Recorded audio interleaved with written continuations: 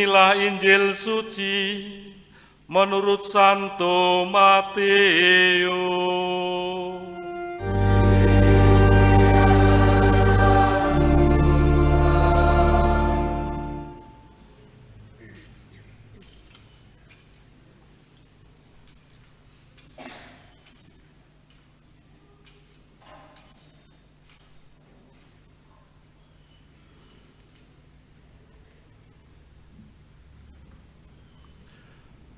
Sesudah Yesus bangkit dari antara orang mati, ke-11 murid berangkat ke Galilea, ke bukit yang telah ditunjukkan Yesus kepada mereka.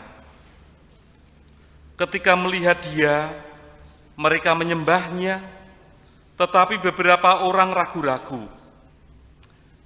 Yesus mendekati mereka dan berkata, "Kepadaku telah diberikan segala kuasa di surga dan di bumi.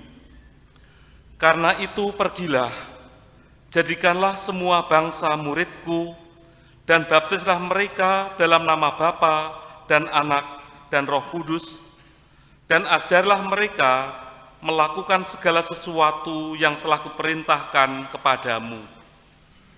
Dan ketahuilah, aku menyertai kamu senantiasa sampai akhir zaman." Demikianlah sabda Tuhan.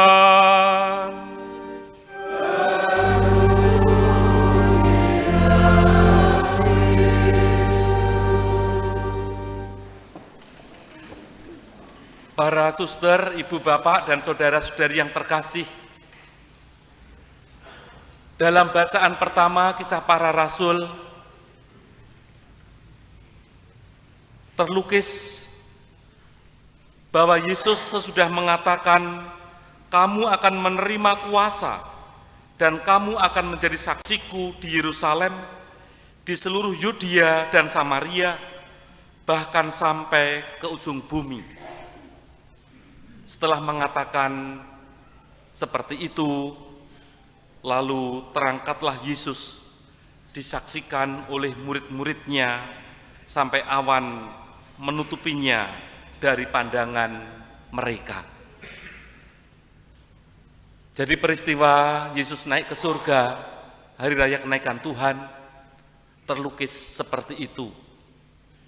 Terangkatlah Yesus, disaksikan oleh murid-muridnya sampai awan menutupi dari pandangan mereka. Tidak diceritakan Yesus naik apa, tetapi hanya seperti itu. Apakah dengan demikian setelah Yesus naik ke surga, Yesus akan meninggalkan kita? Jawabannya jelas tidak. Yesus tetap menyertai kita semua, seperti yang Ia katakan dalam Injil hari ini. Yesus bersabda, "Dan ketahuilah, aku menyertai kamu senantiasa sampai akhir zaman." Sebetulnya ini khas Injil Matius. Dari seluruh Injilnya, kalau coba kita membaca sampai selesai, "Aku menyertai engkau senantiasa sampai akhir zaman." Ini kan sama dengan Emmanuel, menyertai, Allah yang menyertai umat manusia, itu sama dengan Emmanuel.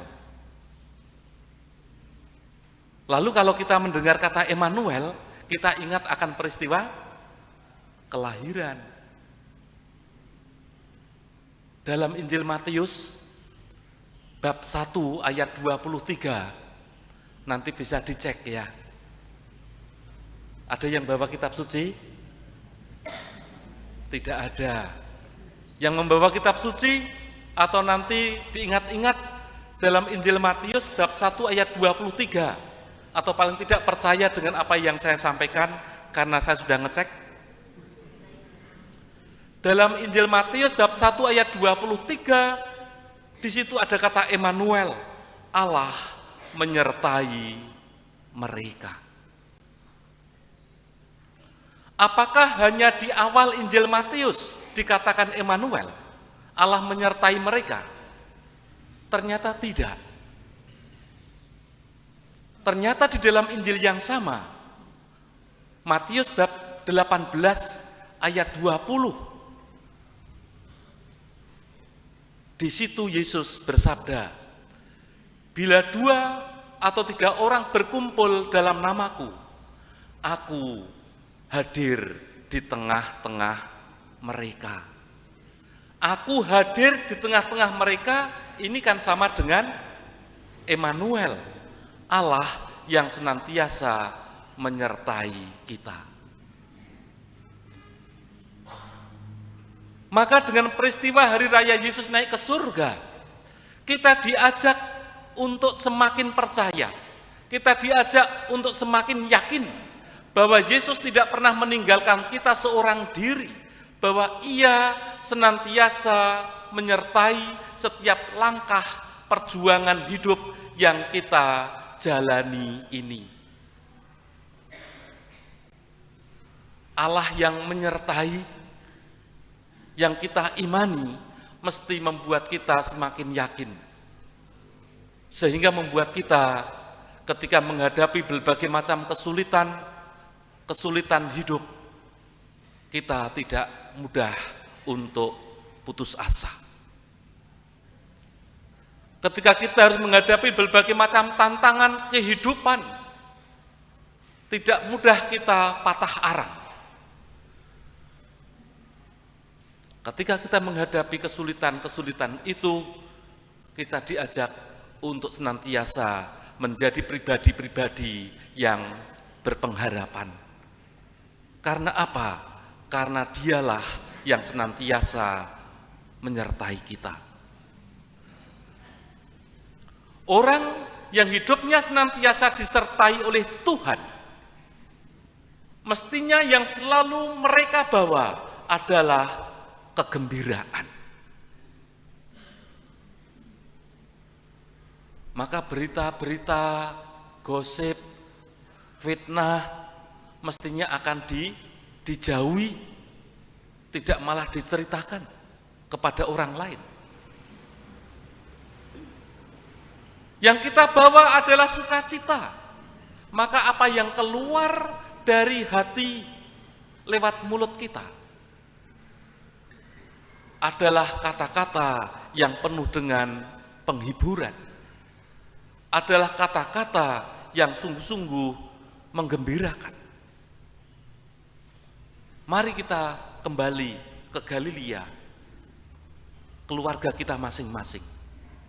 Bukankah ketika Yesus bangkit, Yesus meminta supaya para murid kembali ke Galilea, dan Galilea adalah tempat awal para murid dipilih. Dan bagi kita, Galilea itu adalah keluarga kita. Mari kita sebagai orang-orang yang hidupnya disertai oleh Tuhan, membawa kegembiraan di tengah-tengah keluarga kita.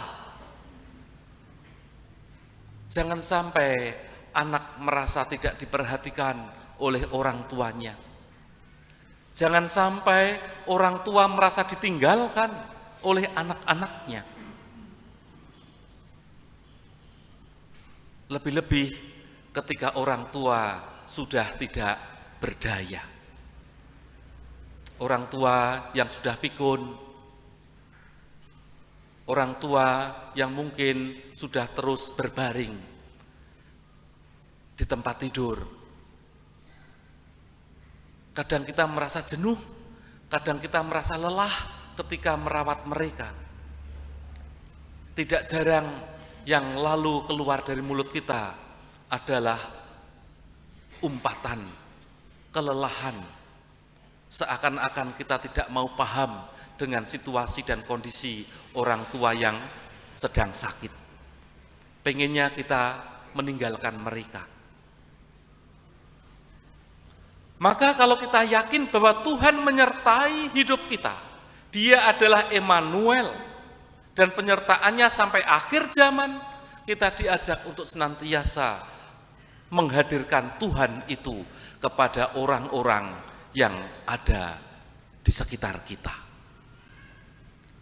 Semoga warta gembira senantiasa muncul, lahir, keluar dari mulut kita.